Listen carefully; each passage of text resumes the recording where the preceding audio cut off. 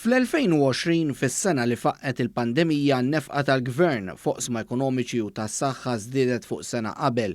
Fil-fatt in-nefqa tal-gvern żdiedet bi kważi biljun euro biex qabżet is-6 biljun euro. Skont statistika tal-Uffiċċju Nazzjonali tal-Istatistika, ftit aktar minn kwarta n-nefqa tal-gvern fis-sena msemmija marret tal-qasam soċjali. In-nefqa soċjali fosthom fil-pensjonijiet, il-Children's Allowance u għotjiet oħra lil persuni b'diżabilità qabżet il-biljun u nofs euro. Din in-nefqa kienet kważi 117 miljun euro aktar mis-sena ta' qabel meta ma kienx hawn pandemija. In-nefqa fl-affarijiet ekonomiċi qabżet il-biljun u 300 miljun euro. Skont NSO din in-nefqa tisboq dik fl-2019 b'aktar minn nofs biljun euro. L-NSO qal ukoll li hawnhekk iż-żieda fin-nefqa tal-gvern ġejja riżultat ta' miżuri ta' għajnuna li tal-gvern bħal COVID wage supplement. Fil-fatt intqal li fuq l-għajnuniet lin-negozji ingħataw qrib l-400 miljun euro filwaqt li kien hemm ftit aktar minn 40 miljun euro oħra li l-gvern stimula l-ekonomija bihom billi kien ħareġ l-ewwel round ta' vouchers.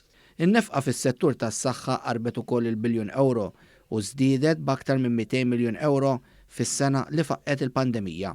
Fl-edukazzjoni mbagħad il-gvern investa kważi 767 miljun euro. Jirriżulta li f'dan is-settur u dak ekonomiku fejn ngħatat għajnuna kbira lin-negozji, il-Gvern Malti investa iżjed mill-medja li nefqu gvernijiet Ewropej.